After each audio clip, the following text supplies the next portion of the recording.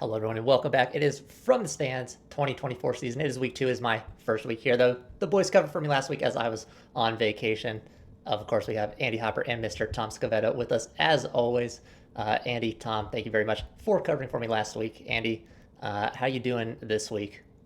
Oh, much better now that you're here and we don't have to do anything besides show up. No, I'm doing great. I'm excited. My team has a very, very big game at home. Sellout, first sellout since 2016. Illinois hosting number 19 Kansas. I'll be in attendance on Saturday night. Excited for that. I just got a buzz cut that I was kind of pressured into, but we're doing okay. Other than that, we're doing okay. All right, new season, new hair. Tom, how about you? Yeah, it's been going good. Happy to see you back, Brian. Thank you. Looking good, fresh hair, fresh setup, new upgraded monitor. Happy to see that. Yeah, it was a great week. Notre Dame winning their first game against the top 10 team on the road for the first time since 2004. And how about the Battle of Florida? Um, Andy, we might have to fill Brian in on this one. Miami undressing the Gators in the swamp and talking to UF's recruits post game, trying to get them to flip the script. What a savage move. And Brian Kelly's now 0-3 in season debuts at LSU. So some things just never change, and that's what makes college football so special every year, especially with you two guys. That is so sweet, Tommy Boy. And yes, he is right. They will be leading the charge this week because Europe does not like the old American football. They don't like freedom over there. There was no place to watch the games for me. So a lot of this information, all these deep dives are going to come from these two this week. But we will jump right into the weekly recap, as Tom said. You boys both got wins. My team as well got wins. So we'll start off with a nice little 3-0 there on week 1. Andy, what other games? And obviously you can shout out your own boys there with the win. But what other games caught your eye in week 1? Yeah, 45-0 over EIU. Very, very nice performance. Caden Fagan over 100 yards. Luke Altmaier had a completion like 7 different receivers, forced like 4 turnovers. But other than that, the biggest story of the weekend, if you're on Twitter, is did 3-2-1 Knoll eat the fucking red solo cup of poop yet? Did you guys see this? Yes. This if dude they lost to Boston College. Yeah. Yeah, this dude on Twitter was like, if Florida State loses to Boston College, I will eat shit out of a red solo cup and film myself doing it. Well, Boston College beat Florida State, and this dude deleted his Twitter and just went just off the grid, nowhere to be found.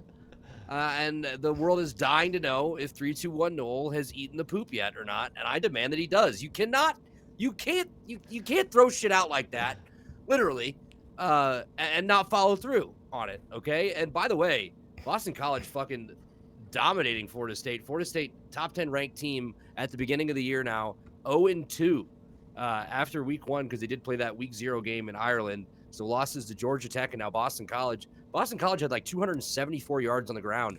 Absolutely had their way with the Florida State defense. There's going to be a lot of talk about DJU, but he is not the only problem in Tallahassee. He's really bad. Don't get me wrong. He's not good. But the defense has not shown up either. Also, I'll give a shout out to Tom's Notre Dame Fighting Irish going into Kyle Field and knocking off the Aggies in Texas A&M. Hell of a fight for Marcus Freeman's team to pull off that win. And then, Georgia's going to Georgia against Clemson. Clemson kind of hung around for, quarter and a half, maybe the first half. And then Georgia decided like, all right, yeah, we're done playing around. It was like a cat playing with his food. They're just done with it. So yeah, those are the big games that stuck out to me. Also, I will throw out USC and LSU was an awesome game. And I was really impressed by both quarterbacks in that matchup. Nussmeier played well. He had like 308 yards and a score. But I think Miller Moss really showed that he's going to be able to shine in this Lincoln Riley offense for the Trojans this year. He just put on a show that night and led the Trojans to victory out there in Las Vegas. The Big Ten, USC fighting Trojans. So we'll, that's still weird to say, but yeah, those are the big ones for me. Yeah, make it make sense. California playing in the Midwest. California playing in the fucking ACC with Cal and Stanford. Make that make sense. It does. It breaks the brain, honestly. But I will add, because somehow one of the first things I saw, and you can understand my confusion, was the poop tweet. The poop guy, yeah. So you come back to the stateside and you just see people demanding this man eat some poop, and you wonder what's going on.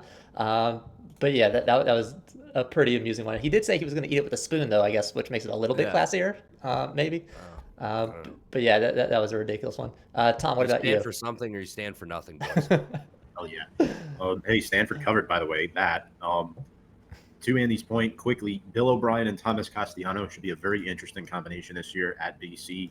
How about Penn State destroying West Virginia on the road after a 2.5 hour weather delay in the Midwest there? I don't want to call it the real Midwest to not insult Andy, but it's considered sort of the Midwest where they are in West Virginia.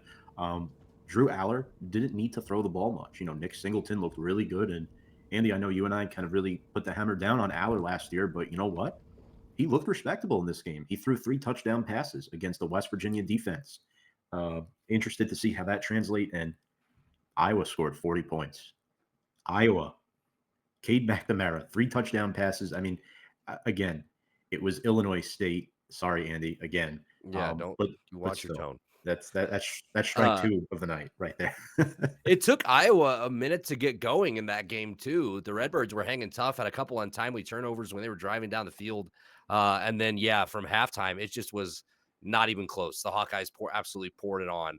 It's funny that they scored 40 points in the one game that Kirk Ferentz wasn't coaching. Uh, that is hilarious. No Ferentz involved. The Hawkeyes score points. Famously, as Brian is no longer the offensive coordinator.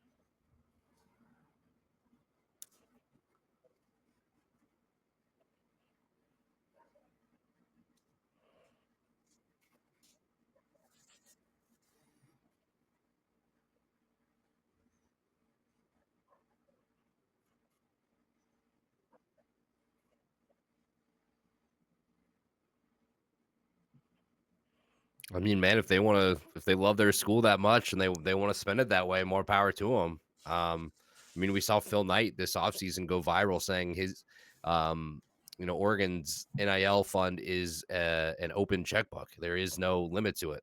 I know he's not a former player, but some of these former players have got pretty deep pockets. Obviously, with McAfee, I think the problematic part of it, for him at least, is that he's a TV analyst, that he's on College Football Game Day, every Saturday. It's the same thing. It's kind of a similar situation that Tom Brady's going through right now. He's trying to get part ownership of the Las Vegas Raiders while also trying to be Fox's lead commentator for the NFL. So if you're an owner of an NFL team, there are going to be certain rules and restrictions in place on, criticizing the league and the officiating and shit that you can and can't say on television. But back to McAfee. I mean, I don't really have a huge problem with with these players spending the money. I mean, that's unfortunately what college football has turned into these days. It's like, man, fuck, what does $1 million in college football even get you? Anyway, is half a quarterback? Is that enough to convince a fucking offensive lineman to come to your school? Like, it is just ridiculous what these kids are starting to ask for. And you know what? I won't stop anybody from getting your bag. Do what you got to do. If they're giving that kind of money out, why not? But I don't have a huge problem with it. But I see what the problematic part of this is. You know, if you're an analyst on TV trying to be neutral, but you're funding one of the college football programs that you cover.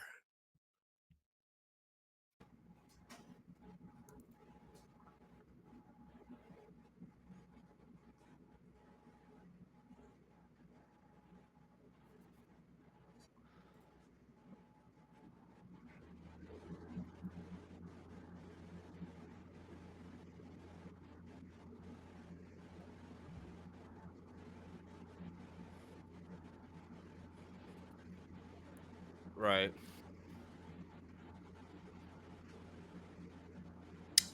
Yeah, it's getting a little corporate here, right? Look, McAfee donating to his alma mater, fine, but at the end of the day, Andy brought up a really good point. As a professional analyst, whether he, obviously we know he works for World Wrestling Entertainment as well, when football is not in season, but being on College Game Day and making these predictions and whatnot, like it's definitely concerning. It's concerning because a lot of money's being tossed around, and you don't want to mess with the integrity of the game. I get it. McAfee makes a lot of money. To him, this probably looks like a small donation, but you're looking at West Virginia and the way they've been the last couple of years. They've been very pedestrian ever since Will Greer left for the NFL. Let's be realistic here. Their football program has gone downhill. So, Pat's giving back to his alma mater, no problem there. As far as other instances, I personally don't know enough information about anything positive or negative to come of this just yet. Again, we're all still trying to adapt our brains to this new NIL and what it means, what it does for the game of college football. My concern, I think, kind of resonates with what both of you mentioned so far. You don't want certain people, making predictions and saying stuff, and then they're doing stuff on the side as well. Those are the people that I have a problem with long term, because it could continue and it could start to spiral out of control. And college football, in my opinion, is funner to watch than the NFL. Yeah, I agree. This seems like one of those wait and see type things. Moving on to the next one, crunching the number of 1729. That is $17.29. A nice sports site called Sportscasting decided to do a little analysis on what it would cost to eat one hot dog and drink one beer at some of the biggest college football stadiums around the country. And it's quite high, I will say. Boys, 1729 was the average. Obviously, these were the bigger schools. A lot of them quite good teams, so they can charge a little bit of a extra on top there. But I mean, again, this is one of those things that with the money just following the NFL, this starts to happen. And it becomes hard to bring like your full family to these games. A lot of these alumni want to bring family, bring the kids, and obviously the kids aren't drinking beers, but some of these schools that we were looking at on the list, $8-9 for a hot dog. So you got two kids, you start getting up there with the beers and hot dogs. Andy, what are your thoughts on these schools, on the prices here? And I guess for everyone here, we'll do, if there's a team on the list that it seems like it's still worth the cost, screw it. This is going to be a great experience. Which one on the list you would go for? Yeah, I mean, it's just the way it is, man. Everything is fucking expensive these days, and it's just going to keep getting more and more expensive at these schools with the NIL funds going up. With the upgrades to stadiums and facilities and uniforms, equipment, and stuff like that. So, I mean, that average is pretty spot on. I went to the Illinois game last week. 20. They do have like the 26-ounce, 24-ounce, 25-ounce, whatever the fuck it is, beers. They're $13 a piece, and the hot dogs were $4. So it's pretty close there. So I would go buy two every time. So I'm spending like $27. I bought a couple of hot dogs. There's $8 there. Yeah, I mean, you know how it goes. You gotta have a hot dog at the game. If there's one I'm looking at here, they'd be like, fuck it, it's worth it. I actually think Georgia is like super affordable. You can get a beer for $9, hot dog for $5. To go to the Rose Bowl, obviously it's the most expensive, like $27 for a beer and a hot dog. But I think The Rose Bowl is 100% worth it. So yeah, those are my big two. All right, good picks there. Tom, what about you? What are your thoughts on these rising costs here of the old dogs and beers? It's a big problem. I mentioned that scary word before, corporate, right? As time progresses, to piggyback off of what Andy said, prices will continue to go up. Your average fans aren't going to be able to go to these games anymore, Getting which priced it out. gets said. You're getting priced out, and you have all these large corporations buying these luxury boxes and everything. Like it's going to mess with the game of college football. So I don't love it. However, to answer the question, I think Georgia has a really solid deal. You're getting a big bang for your buck watching some Georgia football. I watched some Georgia football last season, and I'll tell you something. That was a lot of fun, man. That was a lot of fun. Surprisingly, USC pretty inexpensive for a hot dog these days. $4 for a hot dog, $9 for a beer. Iowa $3.50 for a hot dog, $9.50 for a beer. Oklahoma has a good price for beer, but a hot dog is $6.50. I don't love that one. UCLA and Florida are not worth the cost for anything, especially Florida after last week. My gosh, Graham Mertz stinks. Not to go off topic, but yeah. So in order, I would go Georgia, USC, Iowa, and then the price of that hot dog is kind of getting me a little about Oklahoma, but I guess you could throw them in there. Yeah, the for anyone, well, I'll probably throw the link to the list down in the YouTube video description. But for anyone who can't see it, the Florida cost of a beer is $12, and that is expensive. If not for the only reason being that Florida is ass right now. So those guys and gals are going to need to load up on those beers to drink away the sorrow. So that's going to get real expensive there at the Florida games. Yeah, I liked Georgia's as well. Georgia seems to do concessions really well at all sports, especially at the Mercedes Benz where the Falcons are. Part of the initiative when they built that new stadium was to keep it family friendly with the prices. I think it's like $2 hot dogs, $6 beers, and that's been locked in since they started. So super affordable there. And yeah, the Georgia Bulldogs follow through as well. And then go ahead. That just reminded me. Illinois does this thing they call it the Illini Hour, 1 hour before the game to encourage people to come in early. Half price beers and like $3 hot dogs and like select food items. That's nice. Yeah. Yeah, I mean that's a great way to pregame there. Half price beers. I know. Yeah. But yeah, then my second pick I'm going to throw in just because it seems like a really cool experience, at least watching it on TV. It's a game that I would want to go to at least once, and that is Camp Randall for Wisconsin. Decent prices there. Beers are a bit expensive at 10, but hot dog at $4, and you get to be a part of the jump around there. One of the coolest traditions in college football. That'll bring us to our last segment here for crunching the numbers. Number is 12 million. It is another NIL one here, boys. FSU, an awful return on investment so far. $12 million in NIL money this year is their budget. 0-2 despite that bag. Quite a large bag, not good return so far. Andy, what are your thoughts on, I guess, just the enormity of that budget and getting no results so far 2 weeks into the season? Yeah, there's some Florida State fans that have to feel pretty fucking stupid right now. I'm sure Mike Norvell is kind of, feeling the hot seat a little bit. And then kind of, I guess they're in a situation right now with DJ. It's like, do you go to the backup and say, fuck it? Or do you have too much invested in this guy where you're just like, we can't take him out? And then, $2 million on the defensive front as well. They weren't doing you any favors, giving up that 270 yards rushing last game. But, I mean, and it's still, like you said earlier, Brian, it's still so early in the year. Everything could turn around, but they're going to be in the spotlight early in the year when you're ranked, when you have that, number next to you and you're in the top 10 and you get 2 primetime games to start off the year. Everybody's going to watch you stink. You don't get to hide at 11 o'clock. Or noon or whatever when there's 50 other games on. You're in the spotlight. You better show up. They certainly haven't yet. But yeah, these NIL donors, and they cannot be feeling good so far about this budget. I mean, I know I'd be ready to fucking puke. Yeah, maybe it's a Florida thing because Miami seems to have been doing the same thing these last couple of years, dumping money in. Not good returns on investment down here, apparently. Tom, what are your thoughts on this?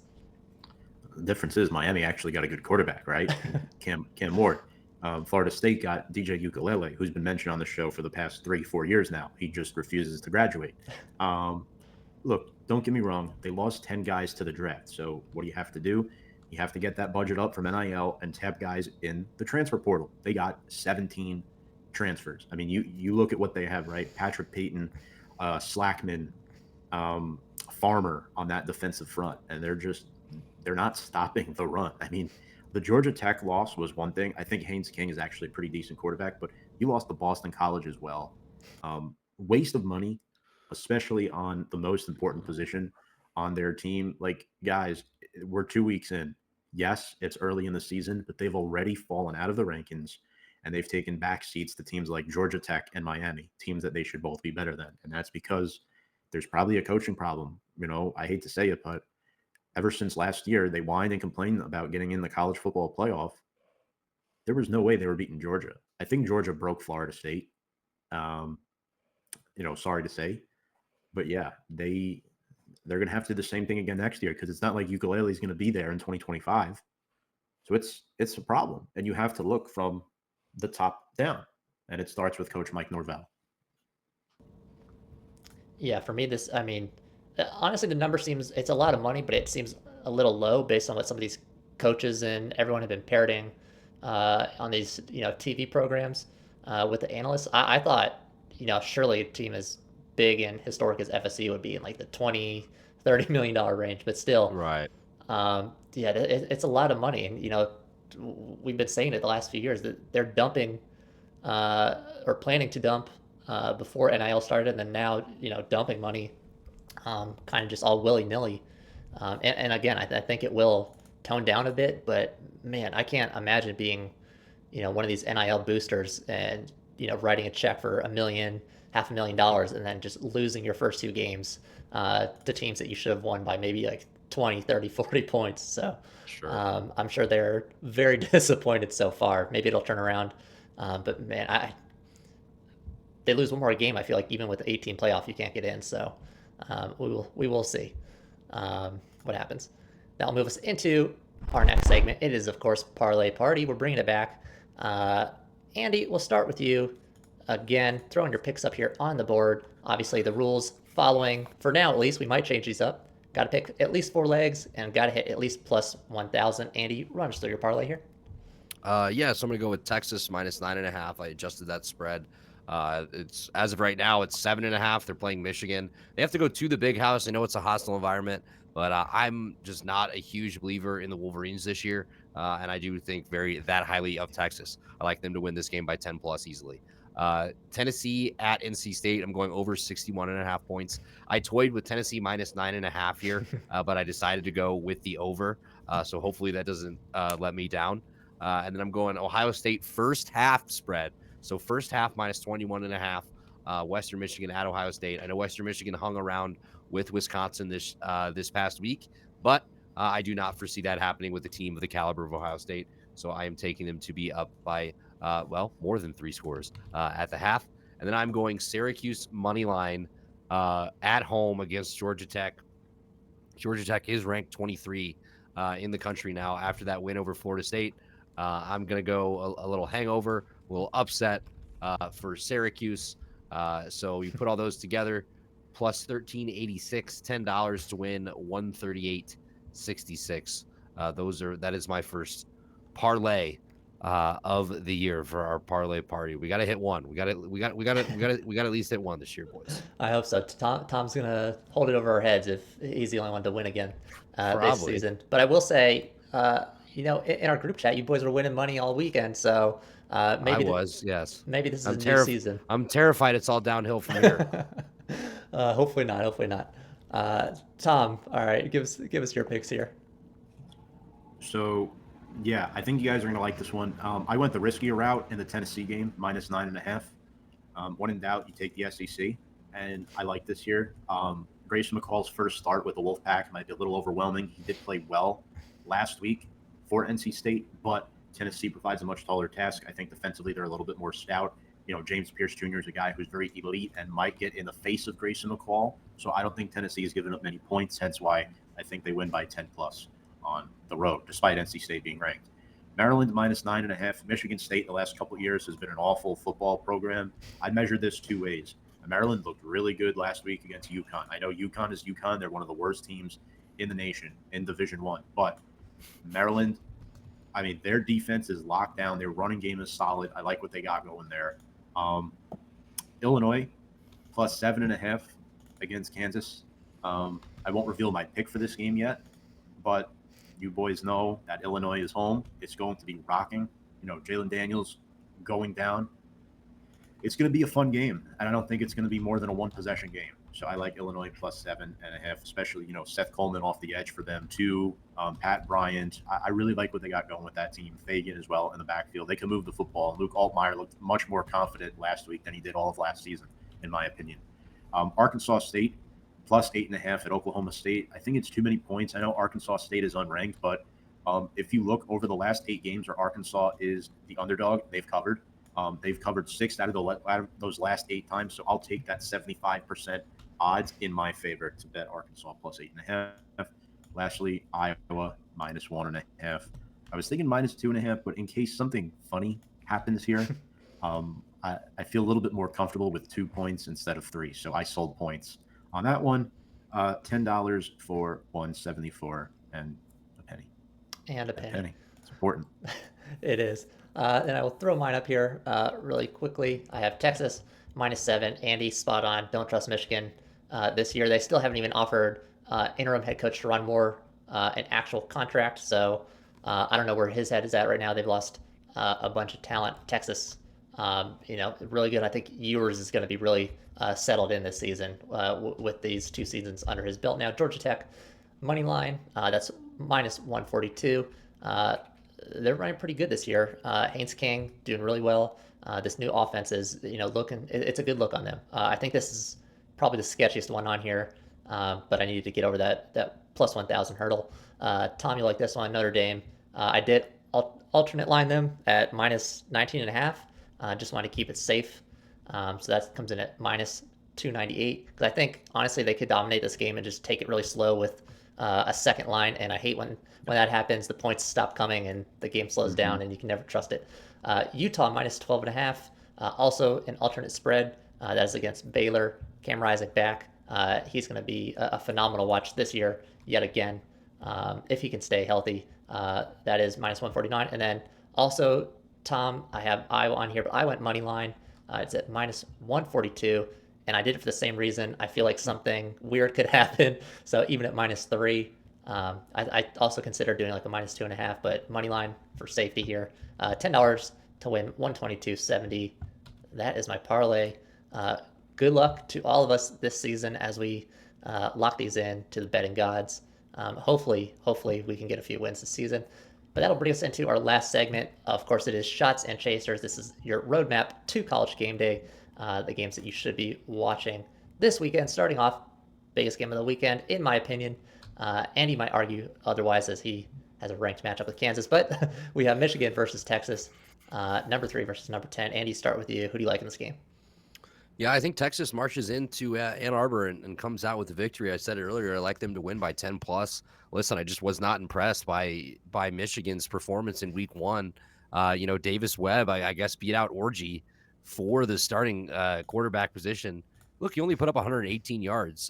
They're averaging 4.7 yards per pass. It's not exactly impressive, especially against a mid-major team. Again, no disrespect to Fresno State. It's a good football program out there, but you got number 3 coming to town, a team that just hung 52 points on Colorado State. Again, Colorado State, not world beaters. So I'm not going to act like I'm super impressed by that. But also you look at what Michigan lost after last year, all the guys that went to the draft. I mean, it's not so easy to replace, what was it, 11 or 12 guys that got drafted for them last year. And then, you're replacing a new coach too, like Brian mentioned earlier. So yeah, give me the Longhorns. All right, Tom. Yeah, look, 2 of the 4 teams from last year's CFP. Sarkisian looks to take it all the way this year. Quinn Ewers very accurate last week. One difference in his game that I noticed, he's looked much better on his second and third progressions. I think staying in college for him personally was smart. He did not consider Arch Manning in his decision, and I do like that. He needs to do what's best for Quinn Ewers. and that led to a 52-0 win. Although Arch did get in the game last week, Texas has restocked their lineup. Jonte Cook II had 2 touchdowns, as did Matthew Golden. Ryan Wingo is a solid receiver. They acclaimed Isaiah Bond in the transfer portal via Alabama. He scored as well. Michigan beat Fresno State at home, but only by 20 points. And what's most important here, guys, they only led 13-3 through 3 quarters. Mikey Keene was not losing Fresno State this game. And I know I might get a little internal smirk from Brian McCardle there as I say the name Mikey Keene. But yeah, I wasn't impressed by Michigan. Look, they have great players on defense. Their defense will keep them in this game. Mason Graham, projected top 10 pick at defensive tackle, occupies 2 interior linemen. Will Johnson had a pick 6 off of Mikey Keene in the 4th quarter. That's when things started to go backwards for the Bulldogs. Sharon's more team is talented, but Texas is more experienced, and Michigan's best weapon is Colston Loveland, their tight end. I'd do a disservice if I didn't mention him. Texas wins outright. And what's the line, Andy? 7.5? 7.5. 7.5. They cover.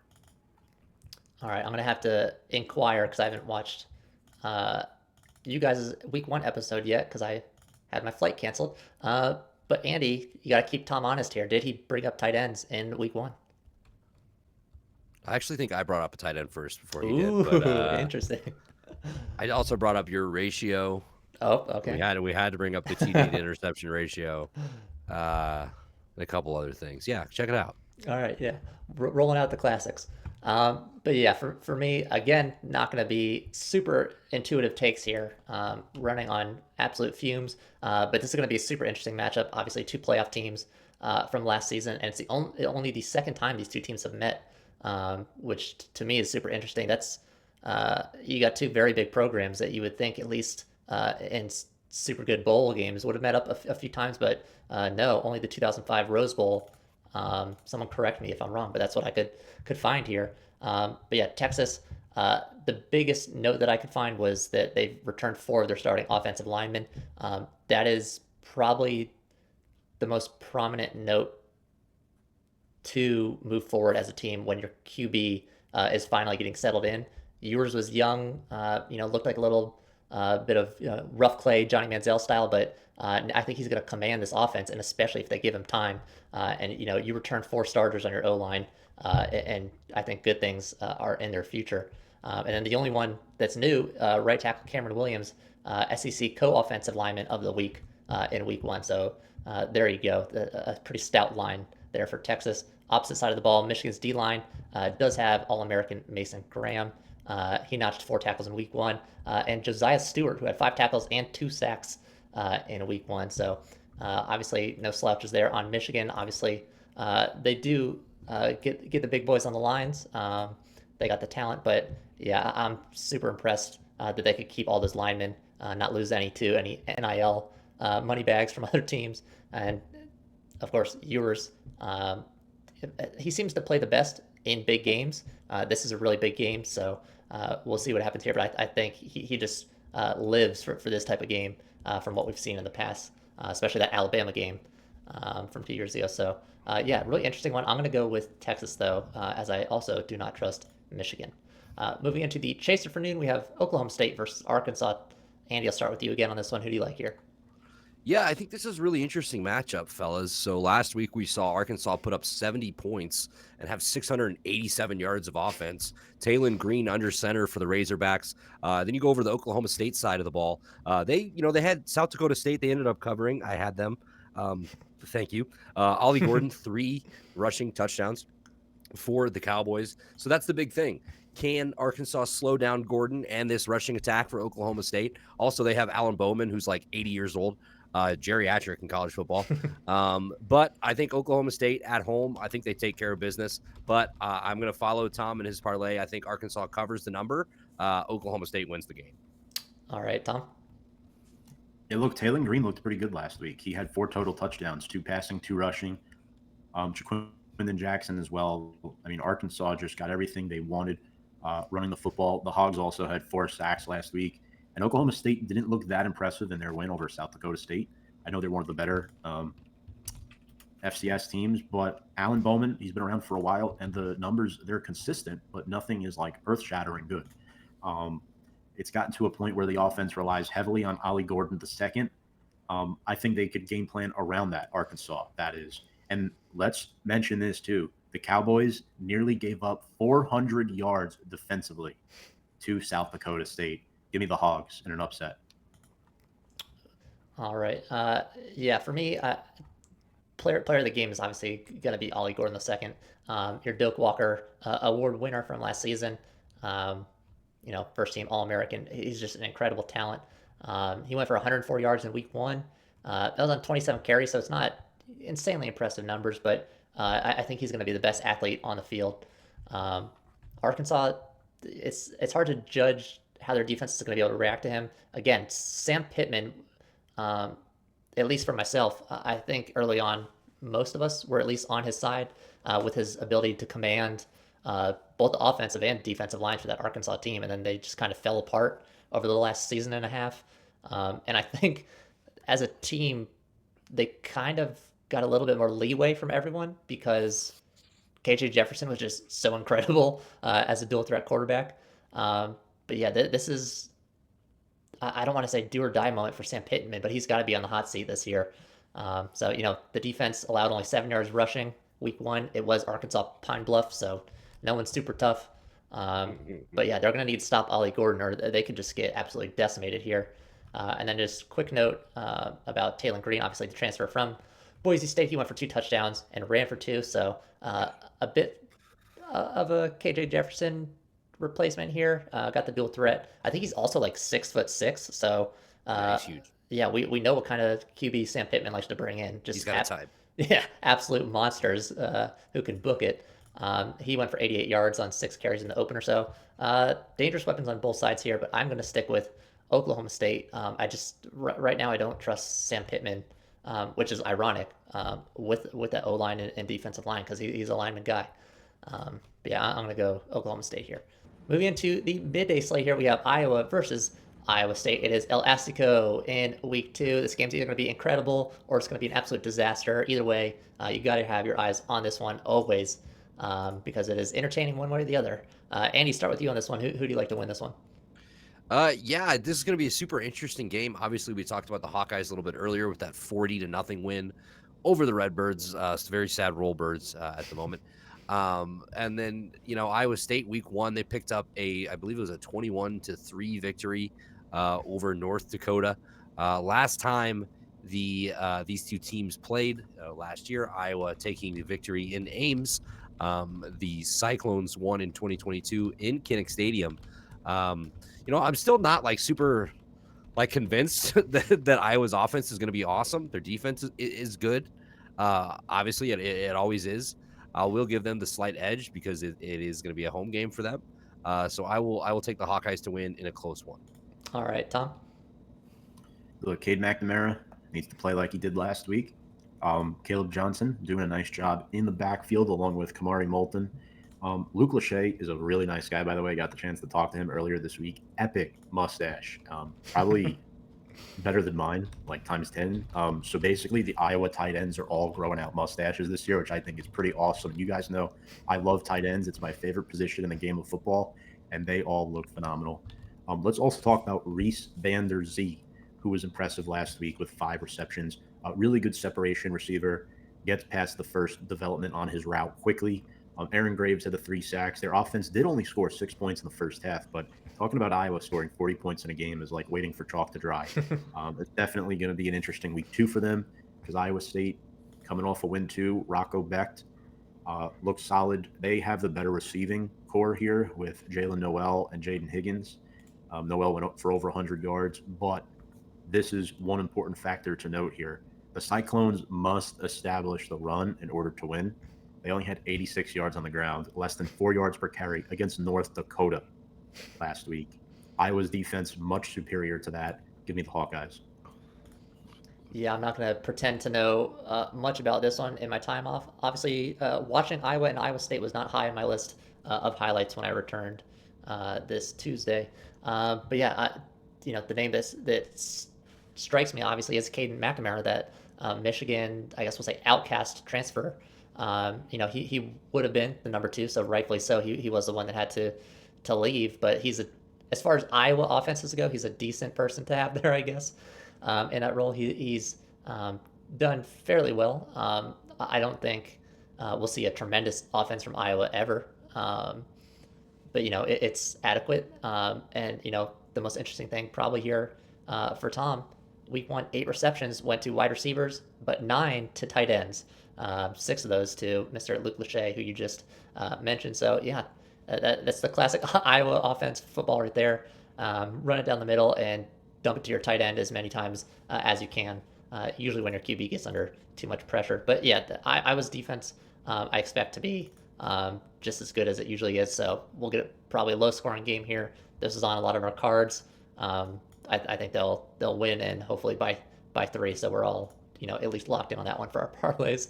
But moving into the chaser for midday, we have Texas State taking on UTSA. Two fairly interesting teams in the G5 as far as how they've progressed these last couple of years. Andy, I'll start with you again here on this one. Who do you like to win this game? Yeah, I'm not super privy on these teams, but I've been a noted UTSA guy over the past 2 or 3 years on this show. So that's my pick. I'm taking UTSA to go on the road and take out Texas State at Bobcat Stadium. UTSA in week 1 went up against Kennesaw State, 14-point victory. I'm sorry, a 12-point victory there, 28-16. Only gave up 51 yards on the ground. Kennesaw State had 39 attempts for 51 yards rushing, only 1.3 yards per carry that UTSA gave up week 1. If they're able to do that, against Texas State in week 2, it's going to be very, very tough for the Bobcats to keep up. And if you look at the offensive side of the ball, the Roadrunners put up 416 yards of offense. So very, nice day for them on both sides of the ball. So give me UTSA here. All right, Tom. Yeah, Owen McCown, son of former NFL quarterback Josh McCown, looked really solid last week, 340 yards through the air. 2 of his touchdown passes went to Devin McQuinn. Really excited about their connection. Texas State barely squeaked by Lamar last week. They lean more off their running game. I know McLeod threw a couple scores, but Ishmael Mahdi is the guy that is the focal point of that offense. Give me UTSA. This might even be a pick'em game. This is that close, or Texas State might be favored by 1 since they're home. But I like the Roadrunners to steal one here on the road. And man, this G5 is getting real interesting, real fast here with the new CFP. Yeah, this is another one here where I'm not too versed in these teams, but again, Texas State is that team who just absolutely attacked the transfer portal last year, just loaded up with guys. They're now with quarterback Jordan McLeod. I'll go over the QB on the other side here at Texas State. He's now on his 4th team, just an absolute transfer portal master here. Started at USF, then went to Arizona, then James Madison, and now he's found his hopefully last home at Texas State here, and hopefully he graduates. So we don't see another 8-year QB. But yeah, another dual threat QB. He averages about 70 rushes per season, and he had 8 rushing TDs at JMU. He's got a decent arm. So yeah, can he take down the legacy of the McCown family? McCown played for the Browns, so not the best team, not the best lineage, but no, I think they'll do fine. But I got to go Texas State here, just because McLeod was a Florida boy for 2 years.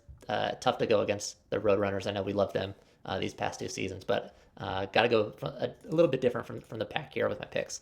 Then moving into the night games, finally, we have our last 2 here. NC State taking on Tennessee. Andy, starting with you. Who do you like here? We have Nico Imalieva. I'm sure I said that wrong, but he is going to be one of the quarterbacks to watch in all of college football this year. Some people calling him the best that college football has to offer. If you look back to week 1, an absolute just beatdown of Chattanooga, 45-0 lead at halftime, turned into a 69-3 win for the Volunteers in week 1. A very nice score. But Nico, 22 of 28, 314 yards and 3 touchdowns in his first career start. He's going up against a guy for NC State that's pretty experienced at the college level, but not so much with the Wolfpack, and Grayson McCall, the Coastal Carolina transfer. They will be going head-to-head. NC State struggled last week, guys. Western Carolina was up 21-17 into the third quarter on Thursday in Raleigh, but could not hold on. The Wolfpack rally for a 38-21 win. I don't think they're going to be that lucky if they find themselves in a similar situation against the Volunteers on Saturday. Give me Tennessee, and I think Tennessee wins by 2 touchdowns. All right, Tom.